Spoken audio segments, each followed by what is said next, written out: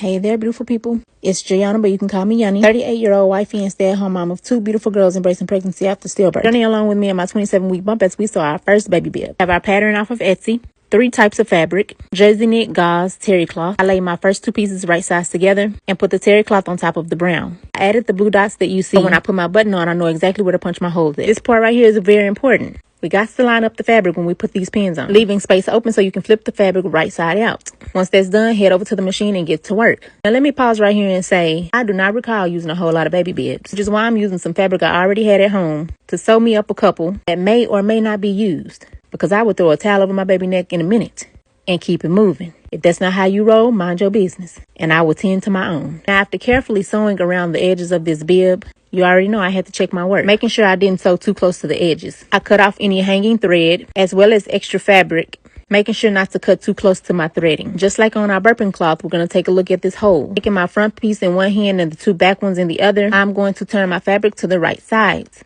Y'all, I must give myself a pat on the back because I normally have holes in my shit. But I took my time, gave myself a little bit of grace, and I got it done right the first time. I got to make sure ain't nothing real bulky on the inside. So I smoothed it out with my hand, folded in the fabric that I left open. Then I'm going to take it over to the iron and press it down, making sure that everything is just smooth and clean. And here I'm going to cut off some of this extra terry cloth because it's my project and I can do whatever I want. Nah, I'm just playing. It was kind of hard to fold in. So to make it look clean, I cut off some extra fabric. We're going to pin that down and head over to the machine. Now, one thing I noticed on my burping cloth is I sewed my open piece a little bit too close to the edge, so it didn't look even all the way around. And although I tried my best to do that here, I still managed to mess some stuff up. And right here on this curve, I ended up having to take the thread out and starting over. And these are the times where I got to breathe in and breathe out.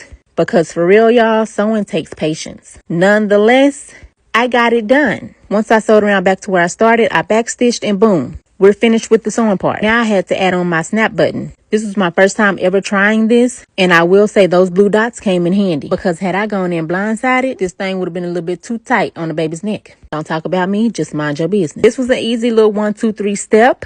We got the snap buttons on. I did bend one of them a little bit, but it wasn't nothing my little teeth couldn't handle. Per usual, I checked my work, and I must say it's only up from here. And if I can do it, you can too, as long as you know how to follow directions. Honestly, I didn't even read the directions. I was made for this. Anyway, y'all come back to see what I have in mind to make next. Till next time, peace, y'all.